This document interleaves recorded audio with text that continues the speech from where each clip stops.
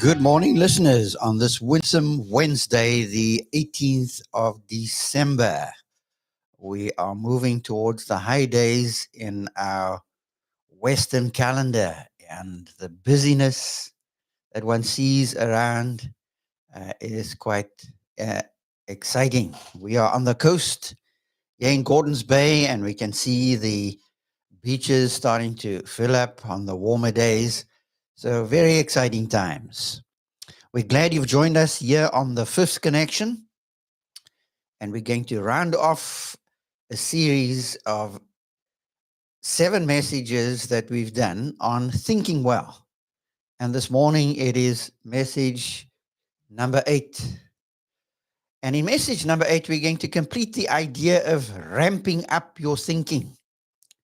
We've started off with jump starting your thinking, and now we are at number 8, ramping up your thinking. And we are in the book of wisdom, the book of Proverbs, 915 Proverbs, 7 collections across 3 movements of the text in Proverbs that go from naive to wiser still.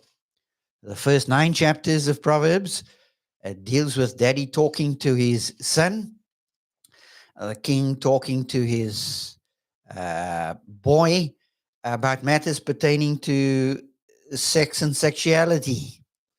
What an important discussion across 9 chapters. And then Proverbs become a little more difficult in chapter 10 to 22:17, because now you need general wisdom to navigate life. But it doesn't end there, because 22:18 to 31, chapter 31, deals with Proverbs that are a lot more hard to activate in your life. They are harder to chew on, and they take time to mull over, because you need specialized wisdom as you grow older. Oh, how we need that as we grow older. We think sometimes we've got it, been there, done that, got the t-shirt, only to discover I ain't got it. I ain't even got the t-shirt. I need specialized wisdom to navigate issues in the more twilight years of my life.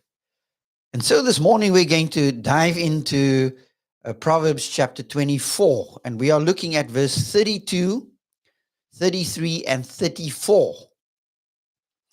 Because we have noticed that in Proverbs, the book has to do with skillful living. What do I need to navigate the world effectively and change appropriately to face it? Verse 30 and 31 says, I need to look at what I see.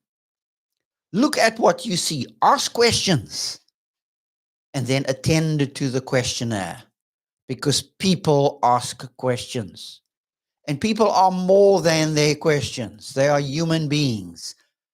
They've got the signature of God on them. They are images of God.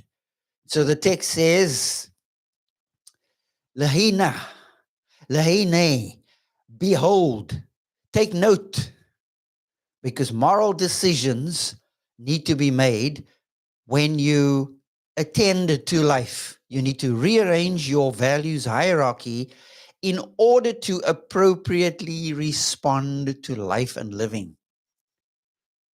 And so the senses are very important. And across 31 chapters, this writer is going to talk about how you hone your senses to be able to taste what is morally good and not imbibe what is evil. So we're going to look at 2 principles this morning. While you need to look at what you see, you need to lean into what you see. Look at it, but lean into it. Where does that come from? Verse 32. Then I saw, and considered it. Then I looked and received instruction. I saw, I considered, I looked, I received. Here are 4 very important words. VIII is the word for sharp inspection. I have this Sherlock Holmesian perspective. I come at life and I'm looking and attending to life. I've got my magnifying glass and I am sharply inspecting reality. I'm not half asleep. I'm awake. That's what the word behold refers to. A call to awaken, to be given to sharp inspection. When I saw, what did I do? I considered. Ashit libi. Ashit libi has to do with attending to something. I paid attention. The one who is senseless is one who lacks heart. He's got no heart. Because in the Hebrew understanding, the heart is the control room of the human being. That's where you see things and process it. That's where you hear. You hear with your heart through your ear. You see with your heart through your eye. Not just with your eye, but through the eye. So ashit libi. Pay attention. Attend well. Put to heart. Take to heart, as we say in English. And isn't it amazing how that this sense of tasting reality, it's Psalm 34 verse 9 that says, "O taste and see that the Lord is good." We can taste the goodness of the Lord. How do we do that? Well, this gustatory sense, the sense of taste is so crucial to developing moral judgment and moral sensitivity. It was during COVID that I lost my sense of taste, and I've not recovered my sense of taste 100%. So I only experience or taste or sense high sweetness and great bitter and bitterness on my tongue. But that's what COVID has done. And maybe we've allowed reality to throw us a curveball. We've got moral COVID morbidities. So we can't taste well. We can't see well. We can't consider well because that sense has been blunted. When I saw, I considered. Another writer says, lean into what you see, because when I saw, I received. The word for observe is ra'iti. Ra'iti, I observed. What did I see? When I was in school teaching, I would often challenge learners to talk to me about what they see. I would flash up a picture for 30 seconds and I would give an instruction, such as, look at this picture, study it. What do you see? Don't tell me what you see yet. Study it. And for 30 seconds, I would hold up the pic. And then I would cover the picture and I would say, well, start talking to me about what you see. They'll tell me all kinds of stuff. And then I would stop them and I would say, did you see the clock on the right hand top corner of the picture? Did you see the young man smile? Did you see that they were standing along a busy street? Because I'm challenging them to think about what they saw. Because we always think our memories are accurate, isn't it? And yet, if I were to tell a story, I would tell it from a particular vantage point. And if you tell the same story, you're going to tell it from your vantage point. Well, when I saw, I considered. When I saw, I received. And that word for received is lakachti. I received. I received what? I received instruction. Instruction is a lesson, the word musar, a lesson you learn through the discipline that comes at you. So here are four very potent words that have to do with leaning into what you see.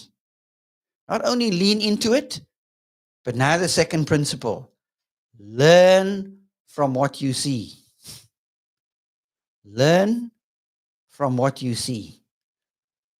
Life teaches us some very clear lessons. We need to learn from life and living because it is there to teach us lessons. Are you in the throes of learning a deep lesson in your life? Maybe you're married for 20 years, 10 years, 40 years. In mine, Jackie's case, 41 years. What are you learning in year number 42? Does God have you in a deep lesson? Does He have you in the dark room of your life? Are you looking at what you see? Or is it so painful that you do not want to do that? You don't want to stare your pain in the face.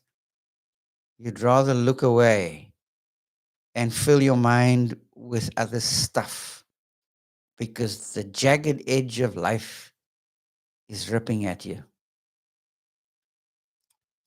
Lean into what you see and learn from what you see. We are such slow learners. The book of Hebrews talks about we are dull of hearing. We drift in the first warning. The challenge is don't drift in the first warning of Hebrews in chapter 2, verse 1 to verse 4. And then the second warning has to do with don't be dull. Don't be a dullard.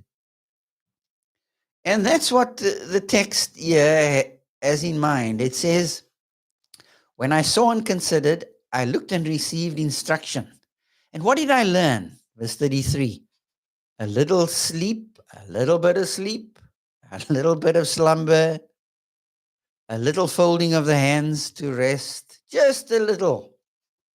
Sounds like a retake of Proverbs 6. A little sleep, a little slumber, just a little rest. I'll take a break. And it's during that break that the slippage happens. Because we tend to park and put our lives into neutral. And then reality comes smashing through the walls of our securities and our insecurities. And we tumble. A little bit of sleep, a little bit of slumber, just a little bit of folding of the hands. But you see, if I have developed my moral taste buds and I've been given to developing my values hierarchy because I'm paying attention to what is happening in my life, I'm able to detect nuances in what I'm tasting in terms of what life is throwing at me. I can see the shades, the different colors, the different hues of what is happening in my world. It's like a wine taster. When you are given to wine tasting, I'm so fascinated by how they describe what they taste. We live very close to the winelands here in Gordons Bay, just across the hill, a couple of kilometers north of us would be Stellenbosch. Across the hill, over the pass, huge winelands. And somebody who's a wine taster has a highly developed sense of taste. And they would say things like, when they are tasting wine, they would say, oh, this is medium bodied. It's quite soft and silky with almost, but not quite high pitched fruits. Have you ever heard descriptions like that? They would say, the freshness works here with all the gentle tannins that tickle the tongue. If you've watched the movie Ratatouille, Ratatouille is this rat who's a chef. Whenever he tastes cheese or he eats something, he has these explosions in his mind of all the different tastes that are coming at him. The strong, floral, earthy, sweet, red cherry, red plum in the finish of the taste of this wine. What are your moral buds attuned to? Well, the sluggard's morality. He lacks heart. Little bit of slumber, a little bit of sleep, a little folding of the hands to rest, and poverty will come upon you like a robber, and want like an armed man. That's why it's so important to be alert. Go around life not half asleep, in limbo, as a zombie, but awake and alive and alert and living life on the balls of your feet, waiting with eager anticipation for what God is about to do next. Because you see, a heritage can be lost through negligence. That's the context of these proverbs. A heritage can be lost through negligence. This field, that's a vineyard, is overgrown with nettles and weeds. Is your life overgrown with nettles and weeds because you have become slothful? You've become negligent? You are not mindful. Well, the hymn writer says, look and live. My brother, live. Look to Jesus now and live. It is recorded in his word. Hallelujah. It is only as you look and live. I trust you join us tomorrow morning for the next exciting episode. Coming soon to a theater near you. Goodbye and God bless.